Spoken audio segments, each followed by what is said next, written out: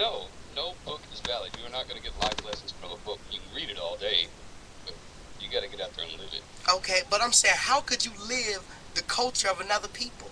What make you think you could pick up any book prescribed to Zulus? Do you know what a Zulu is? It's a tribe in Africa somewhere, isn't it? That's exactly what it is. What book could you pick up that will validate you to having some part of the Zulu people? What text could you pick up to say, I have a right to these people's culture? I have a right to live these people's culture. What book do you know can validate that? Not a one.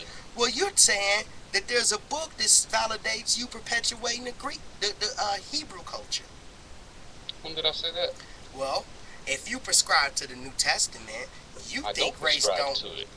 What do you mean you don't prescribe to it? Didn't you say that you accept this one called Christ? You can only find him in one book. I accept his message, regardless of what his name was. Well, I'm Just the saying message. to accept his message, or you should say the message of the New Testament, because everything that is written that he said, allegedly he didn't say. That's been proven. It's been added onto and subtracted, so you got to dissect between it to understand I mean, have what you he read the said. Dead Sea Scrolls? Come again? Have you read the Dead Sea Scrolls? Yes, The I book have of that Enoch? book. Yes, I have that book. Okay. Yes, I do. But that still doesn't change the fact. My whole point is this. These Hebrews and these Israelites are from this tribe of people from Africa. They were black.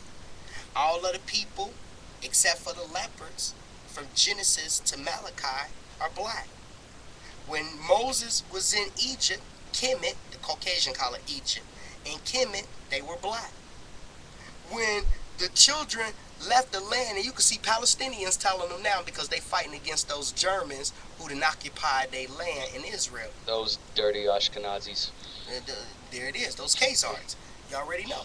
But my whole point is, the Palestinians are even telling these people, when Israel left the land, they were black.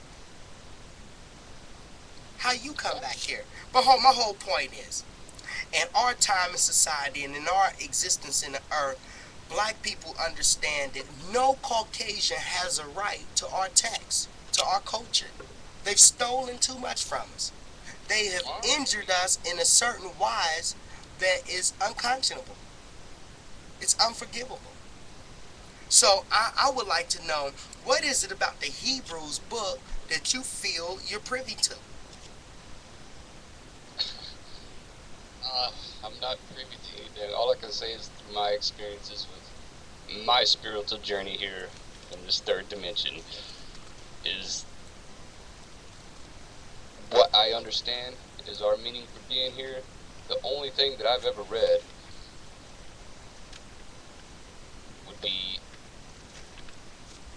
what Christ is. This is just a general reference, or I can call him Yeshua if you prefer that. He's the only one that gets it. You know what I mean? No, I don't, because I know that whole story is a myth. I know those texts are of people who encroached on another people. That's just like saying George Washington got it. Abraham Lincoln understood it. When the whole time they were murderers and rapists robbing other people of what rightfully belonged to them.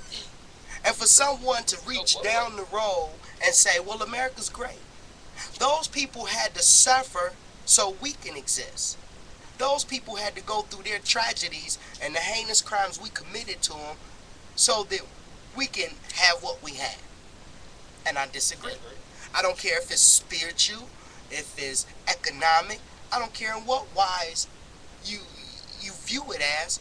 I'm saying you don't have the right to encroach upon another people, to satisfy your whatever, your spirituality, your morality, whatever, your sexuality, whatever it may be.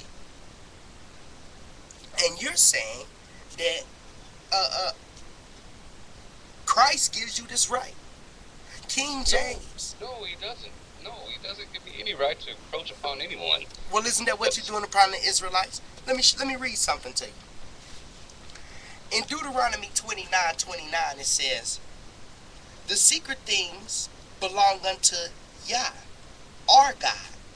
In your book, it's going to say the Lord. Right. But the things... This is what I'm saying. Listen, every church and every religion, there's some truth to it. Very little. You have to decipher the bullshit from the Well, all reality. of that's wicked. You keep identifying with something that's unholy, unrighteous. Church, religion, all of these things are wicked. We never had church. We never had religion. We had culture. We always had culture. Period. What do you mean by we? We, meaning the original man. We, meaning the original civilization, the original society, the first people on the planet. That's we. Not the hybrids, not the off-breed, not the leopards, but the original people. We always had culture. We didn't have religion. Excuse me. Religion is a Caucasian concept. I totally agree. So for you to go back and edify, well, different churches, different religions, that would be a waste of time and ill thinking. I'm not edifying it, dude. I don't go to church. No. You know I don't go to church. I mean, you brought up the point. You brought up the point of church and religion. I never brought that up because I know it's out of order. I know it's ill.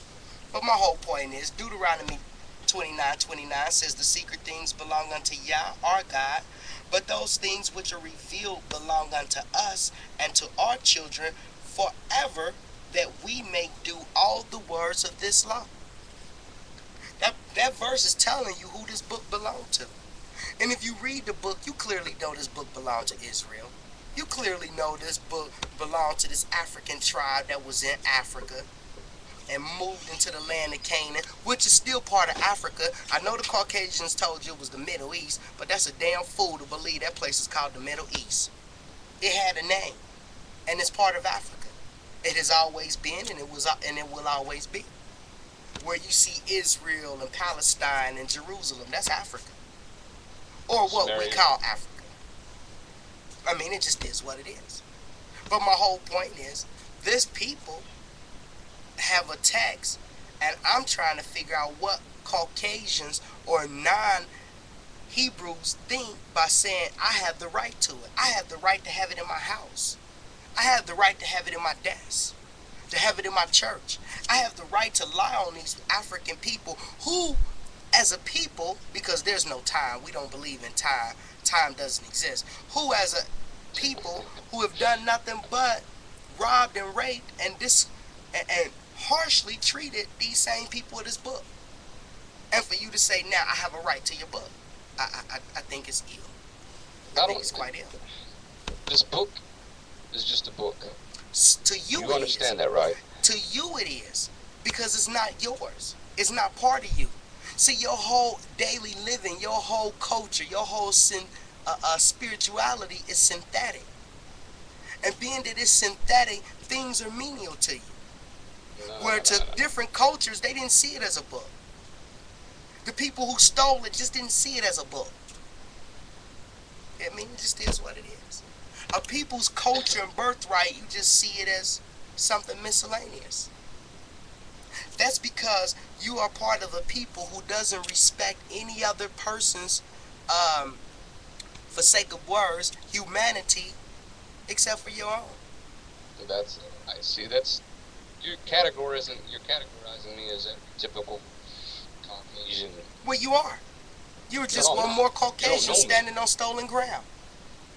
You're just one more Caucasian who benefits. So are you.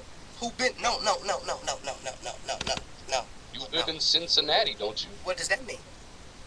You live in Cincinnati. What does that mean? Here in North America.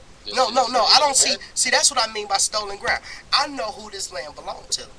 So I don't make no qualms or issues about who the land belongs to. Where you do. You'll call it America because you submit to it. I don't, because I will not submit to it. You don't know what I submit to. You just called it North America. I never refer to the Arabs as what a Caucasian has deemed it. That would be to accept his idea. to say that, yeah, he's